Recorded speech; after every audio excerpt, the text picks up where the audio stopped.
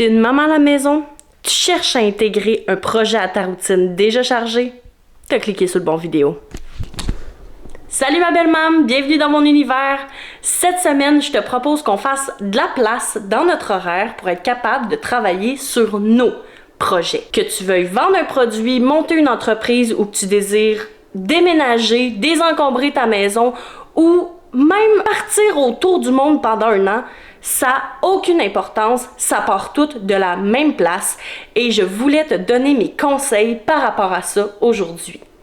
Reste jusqu'à la fin si tu veux vraiment avancer dans ton projet parce que mes derniers conseils valent de l'or. Tu ne veux pas manquer ça. Conseil numéro 1, la résilience. On va commencer par ça parce que c'est hyper important et que tôt ou tard, un jour ou l'autre, c'est sûr que ça va t'arriver. Qu'il y a une journée où tu seras pas capable d'avancer, où ça ira vraiment pas selon tes plans et ce jour-là, je veux que tu te dises ça ira à demain. Parce que ce n'est pas grave que ça aille pas bien pendant une journée ou même une semaine et il ne faut pas se taper sur la tête quand ça arrive. On profite des enfants quand ça arrive, puis ça va aller mieux demain. Deuxième conseil, avoir des objectifs flexibles. Avant de commencer ton projet, tu veux savoir où tu t'en vas, sinon tu t'en vas nulle part. Fait que c'est quoi ton projet? C'est quoi ton objectif? Tu veux faire l'aller-retour Québec-Montréal à pied? Tu veux partir pour la Suisse? Tu veux partir une entreprise à partir de zéro? Parfait! Tu vas vouloir te construire des objectifs SMART.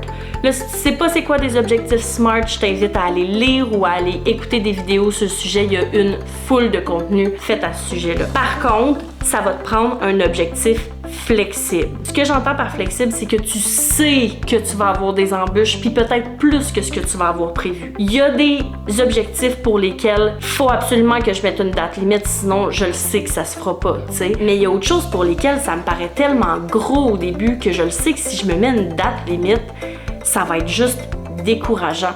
Donc oui, une date significative, mais juste à titre indicatif. Conseil numéro 3, définir les étapes et les sous-étapes du projet.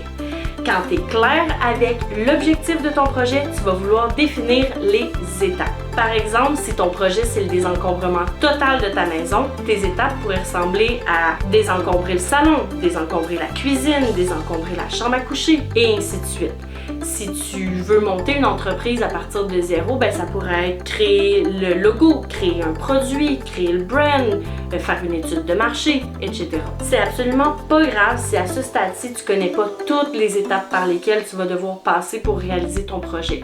Tu vas toujours pouvoir revenir à ta liste d'étapes puis de sous-étapes plus tard quand tu vas y penser. C'est bien beau les étapes, mais ce qui est encore plus important, c'est les sous-étapes. Fait que là, tu vas reprendre ta liste du début puis tu vas aller définir des étapes encore plus précises pour chacune d'elles. Donc, si on revient à notre exemple de désencombrement de tantôt, ben t'as quoi à faire dans la cuisine? T'as le tiroir à ustensiles, t'as l'armoire à plat de plastique avec toutes les couvercles pas de plat, t'as ton tiroir en dessous du four avec les 48 tôles que tu n'utilises pas. Par rapport à l'exemple de l'entreprise, ben t'as besoin de quoi pour créer le brand? T'as besoin de trouver un nom d'entreprise, t'as besoin de créer le logo, t'as besoin d'ouvrir une page Instagram, t'as besoin de plein d'affaires comme ça que tu vas pouvoir écrire dans tes sous-étapes. Donc c'est vraiment juste ça, nice and easy. Si tu oublies des trucs, tu y reviens. Puis juste comme ça, tu vas avoir une liste assez exhaustive de ce que tu as à faire pour réaliser ton projet. Numéro 4, les 4 options. Tu as 4 options pour intégrer ton projet à ta routine. Première option, si tu es une de ces chanceuses dont les enfants font toujours la sieste à la même heure pendant une longue période de temps, je te suggère de prendre ce moment-là puis de le mettre à profit, de t'appliquer à travailler sur ton projet. Par contre, je te suggère pas cette option-là si ton enfant dort pas sur une base régulière ou s'il dort sur des courtes périodes de temps. Deuxième option, c'est celle que je privilégie si tu as un ou une partenaire qui t'encourage dans tes projets. Utilise-le! Tu peux lui demander de s'occuper des enfants 1 heure ou 2 par soir ou quand il est disponible, puis garder ce moment-là qui t'est dédié pour toi, pour ton projet. Si tu choisis cette option-là, je te suggère de trouver un moment spécifique pendant la journée et de toujours avoir le même moment. Ensuite, si la réalisation de ton projet demande que tu restes à la maison, Je te prie d'ignorer les cris par tous les moyens. Mets de la musique, écoute un podcast, va t'enfermer dans une pièce insonorisée, peu importe. Mais par tous les moyens, il faut que tu évites les cris. Rappelle-toi que ce n'est pas à toi de t'occuper d'eux pendant ces moments spécifiques-là de la journée, mais à ton partenaire. Il ou elle est là pour t'aider. Prends ce temps-là pour toi. Je dis ça parce que je me fais tout le temps avoir. Dès qu'il y a un cri de mort, je sors de mon bureau pour aller voir ce qui se passe. D'habitude, c'est une chicane, tout ce qu'il y a de plus normal. Et je ne peux plus retourner dans mon bureau parce que tout ce que le bébé veut, c'est que je le prenne dans mes bras puis me suive dans le bureau. À partir du moment où tes enfants ont oublié ton existence, reste caché. L'option numéro 3, même si je ne recommande pas cette option-là, si dans ta situation actuelle, les deux autres options sont inenvisageables, il y a toujours possibilité pour certains projets d'inclure les enfants, soit en les laissant jouer près de toi, soit en les faisant participer activement au projet. Comme je t'ai dit, c'est pas l'option que je recommande parce que le but d'avoir un projet, c'est de te retrouver toi en tant que personne à part entière. Donc pour l'instant, c'est correct, mais dès que tu peux, évolue vers l'option 1 ou 2. La dernière option ne conviendra pas pour tous les projets, ni même pour tous les types de personnes. Mais c'est de cette manière-là que j'ai réussi à écrire mon guide parce que t'es pas juste une maman qui va sortir sous peu. Si vraiment avoir 1 heure ou plus par jour, c'est impossible, impensable pour toi en ce moment, ben dès que c'est plus tranquille, prends une couple de minutes ici et là. On sous-estime vraiment ce que 15, 20, 30 minutes peuvent faire par jour. Si ça peut te permettre de passer au travers ton tiroir de bobettes cet après-midi, ce sera déjà ça de prix. Puis à force, ça va vraiment paraître, même si tu n'as pas mis des heures sur ton projet tout d'un coup. Conseil numéro 5, le calendrier.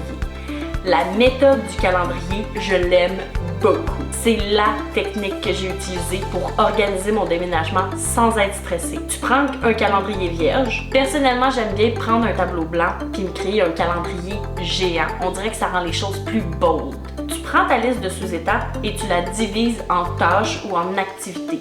Commence par te faire une liste avec toutes les tâches, toutes les activités que tu vas avoir à faire. Ensuite, tu vas prendre chaque activité puis tu vas aller les placer dans ton calendrier. Mais attention, il faut absolument que tu restes réaliste dans la distribution de tes tâches parce que sinon, ça va donner exactement l'opposé du résultat que tu veux, soit te stresser encore plus pour la réalisation de ton projet. Tu vas te brûler puis te décourager, puis c'est pas ça qu'on veut.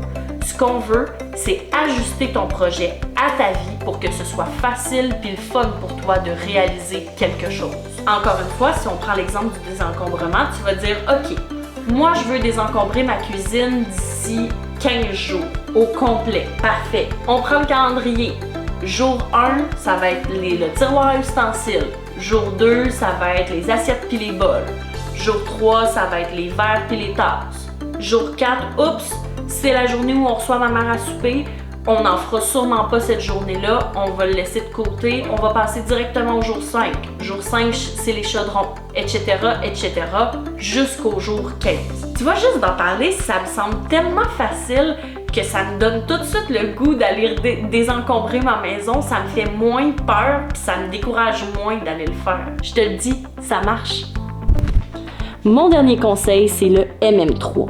Je pense que c'est vraiment mon outil de gestion préféré. Le MM3, ça tient pour Mom Master Tree. Ça m'aide énormément à gérer tout ce qui est ménage et activité des enfants en plus de mes projets. Ta situation peut être différente de la mienne. Je t'encourage grandement à te réapproprier le concept puis à le mettre à ta sauce si les catégories que j'ai faites ne te conviennent pas. Donc, le MM3, c'est assez simple. C'est les 3 tâches que tu as à faire dans ta journée sur lesquelles tu veux focusser. En tant que maman à la maison qui veut se partir un projet, il y a 3 catégories que je préconise.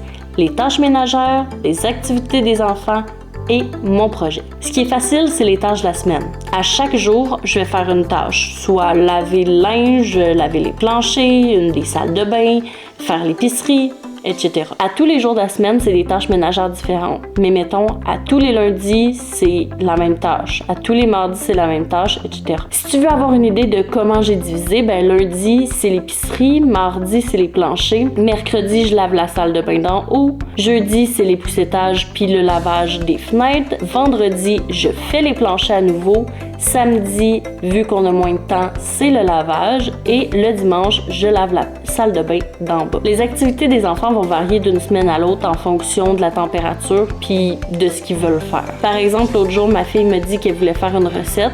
On a acheté les ingrédients dans l'épicerie du lundi, puis on a fait l'activité le mardi. Pour le projet, je suis mon calendrier ou ma liste d'étapes.